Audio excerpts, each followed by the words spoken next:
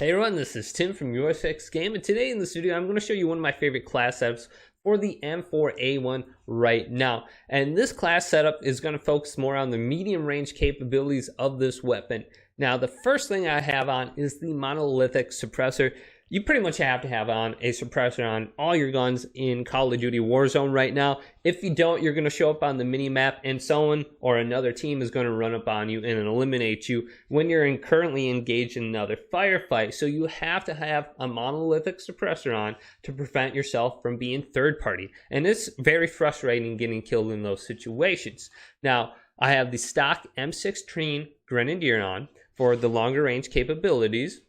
Then I've been running a optic a lot in Warzone just because I don't know if I'm getting older or whatnot, but it's harder to see people. It seems like everything is meshed together with the little brown and green colors. So having just a little bit of optic on really helps me with the sight picture. So I've been running an optic on pretty much all my class setups now just for that reason. And it's been helping out. The red dot in the middle really helps me focus on their upper body and their head when aiming.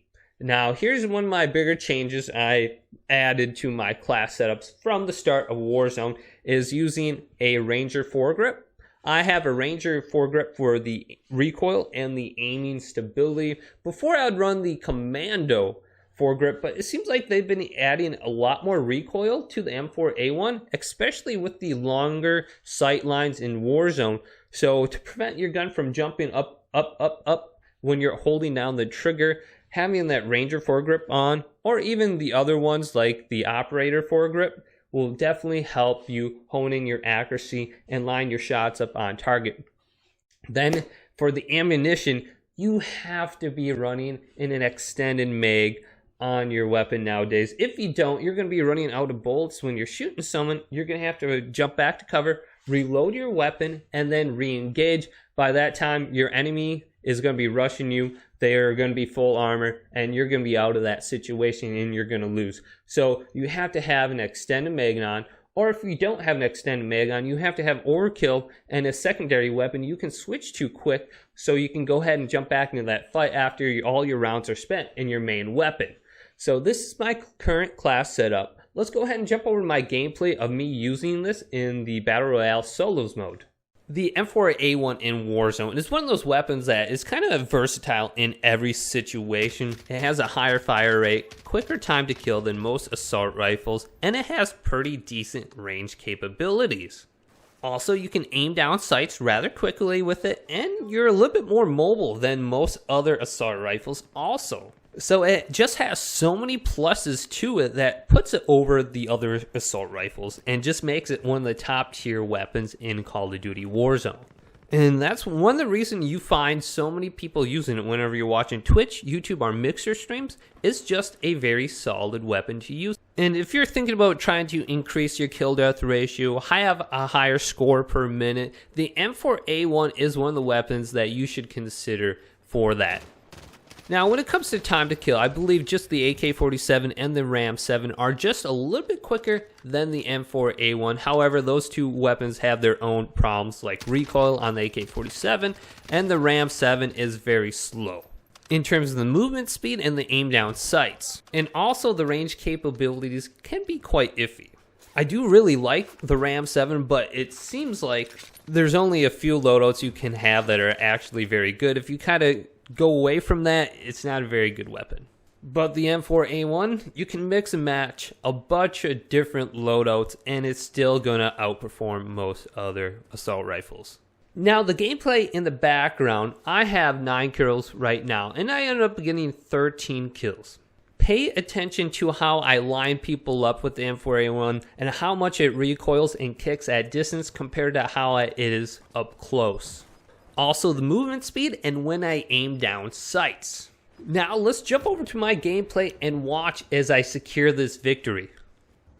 Now there's only 11 people left in the match and I'm trying to find a good position. I'm going to run up this hill. On my map I see a truck that I'm going to jump into, and anytime I see this truck I know I should be getting into it just because it's literally a tank. It can take a lot of bullets before it explodes, so I'm going to go ahead and jump in this and find myself a good position.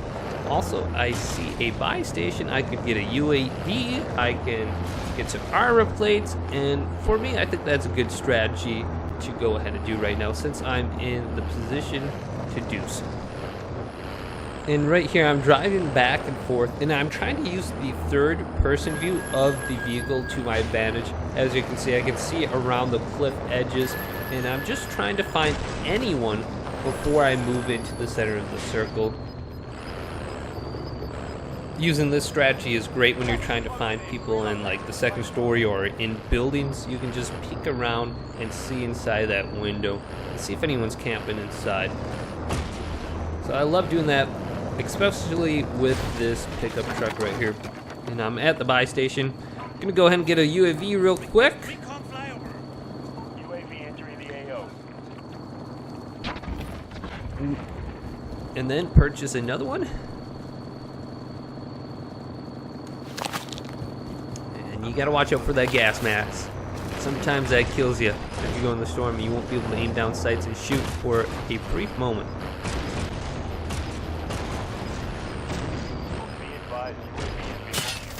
And someone is shooting at me here. As you can see, I'm not taking very much damage. The truck is taking all that damage. I don't know if in the future they'll make a nerf to this or not, because this vehicle is very strong. So I got out. I saw this person, lasered him down. The M4A1 is just freaking good.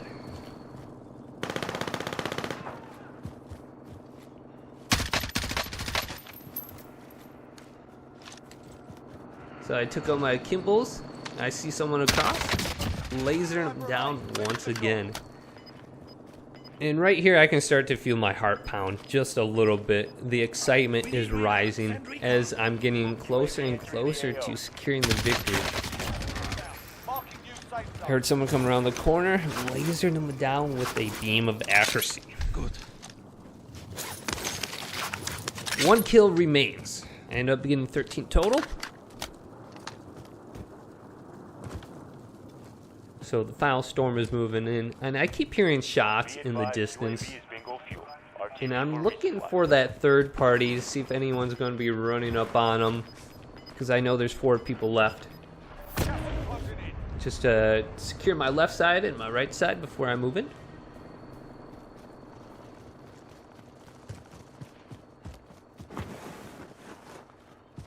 Now I'm moving towards the center of the storm, and I'm just going to lay down right here, see if anyone's inside the gas. Sometimes it's very hard to see if someone's on the edges of the circle. So it's not a bad strategy just to move in a little bit.